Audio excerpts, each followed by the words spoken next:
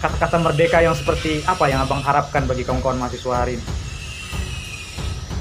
Mahasiswa merdeka secara pemikiran, secara ide, itu merdeka. Dan untuk terjun ke rakyat, dia harus memerdekakan orang lain dari pemburuan, dari pemiskinan, dan dari penindasan. Itu gunanya mahasiswa.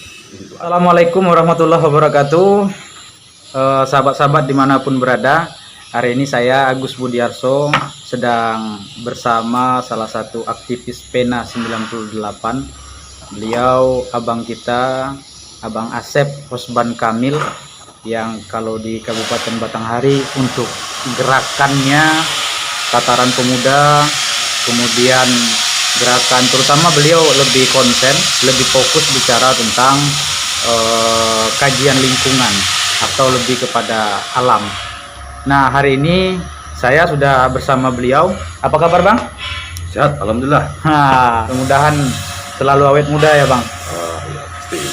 Tapi tidak ada rencana untuk nambah yang baru ya, Bang? Enggak.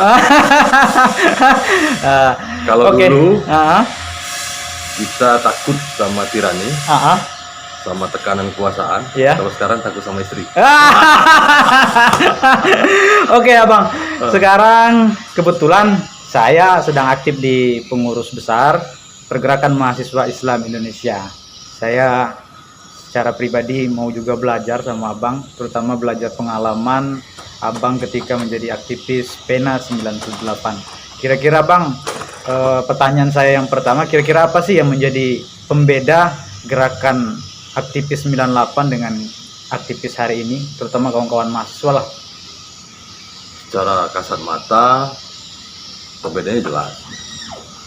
Bagaimana kalau dulu, macam mana kita melakukan pembebasan terhadap kekuasaan yang lama, 22 tahun, sudah menjadi apa?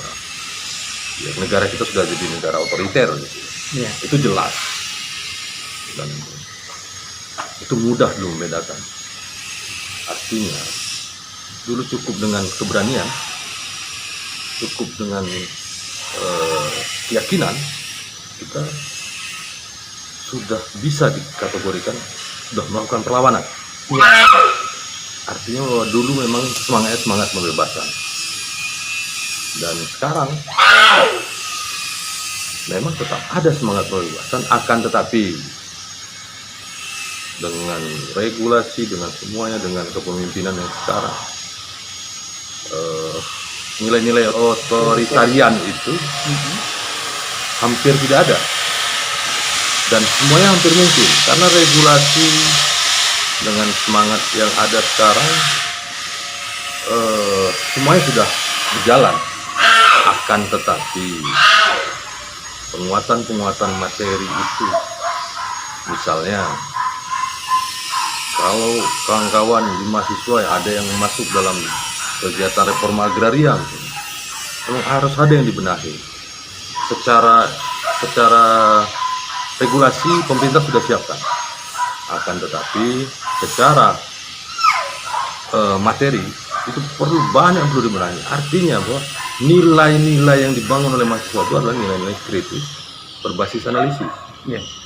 Kalau dulu kan tidak seperti itu, bahwa dulu cukup dengan keyakinan, semangat perlawanan orde baru, melawan tirani, sudah selesai. Kan itu artinya memang sekarang yang dibutuhkan adalah mahasiswa yang punya pemikiran-pemikiran, punya ide-ide yang itu nanti akan dituangkan untuk sebuah kemandirian atau untuk sebuah nilai baru. Jadi isilah. Jadi mahasiswa sekarang mengisi. Kalau dahulu kan beda ya, bebas sudah merdeka.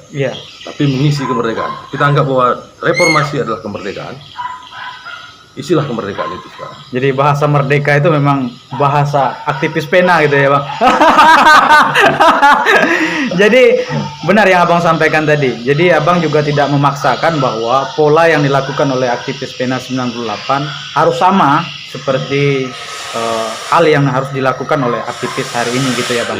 Tapi lebih kepada Abang mengajak kepada seluruh mahasiswa bagaimana memperkuat literasi, kemudian nalar kritis, sehingga memang peran di dalam percepatan arus informasi dan teknologi itu bisa dimanfaatkan dengan baik. Begitu Bang ya? Iya, betul. Kemudian ini Bang, saya juga melihat beberapa fenomena yang terjadi di terutama kami aktivis hari ini, bahwa memang benar apa yang Abang sampaikan, tidak mesti harus seperti kawan-kawan aktivis PENA 98 harus turun ke jalan baku hantam kalau begitu ya Bang. Kemudian berbenturan langsung dengan kepemimpinan yang otoriter pada waktu itu, kita katakanlah Presiden Soeharto pada waktu itu. Nah, tapi hari ini Bang, dengan pola yang kawan-kawan hari ini tidak lagi mau turun ke jalan, saya pikir ini juga menggerus nalar kritis sahabat-sahabat, sehingga militansi itu tidak keluar dari kawan-kawan mahasiswa. Bagaimana kira-kira menurut Abang? Kalau ke jalan itu kan, kalau mahasiswa tidak turun ke jalan bukan mahasiswa. Oh gitu Bang ya? Minimal dalam hidupnya dia harus pernah menyatakan pada anaknya, menyatakan pada istrinya bahwa saya dulu pernah turun ke jalan. Gitu Bang ya? Tapi itu memang sebuah keniscayaan ya, mahasiswa. Kalau yang digembar-gemborkan dari dulu sebagai agen perubahan, ya keniscayaan lah turun ke jalan. Akan tetapi sebenarnya yang paling penting adalah itu membangun mahasiswa yang betul-betul kritis, yang berbasis analisis, dan memang untuk mendorong apa yang sudah diperjuangkan kami dulu. Jangan misalnya terputus, misalnya dari 98 terputus, sehingga untuk mengisi ruang-ruang itu tidak ada lagi mahasiswa. Takutnya diambil oleh politisi busuk kan? Itu kan repot. Makanya mahasiswa ini harus terus mengambil peran. Misalnya ada, kita sedikit ke belakang, misalnya ada angkat 98 jadi anggota DPR RI. Kalau cuma sendiri kan nggak kuat juga. Tanpa ada dukungan, support dari mahasiswa yang saat ini, ya untuk apa? Nggak bisa itu, misalnya siapa? 98 Adin Napi Tubulu gitu. Jerit-jerit dia sendiri untuk apa? Kalau tidak didukung oleh kekuatan ekstra parlementer. Nanti kalau dia jerit suaranya habis, ya kan? Tambah pendek,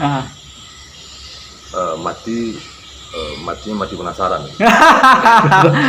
Jadi begini Bang, saya sangat sepakat dengan bahasa yang Abang sampaikan, bahwa merugilah kira-kira begitu kawan yang tidak pernah turun ke jalan untuk meneriakkan suara-suara rakyat, kira-kira begitu ya Bang.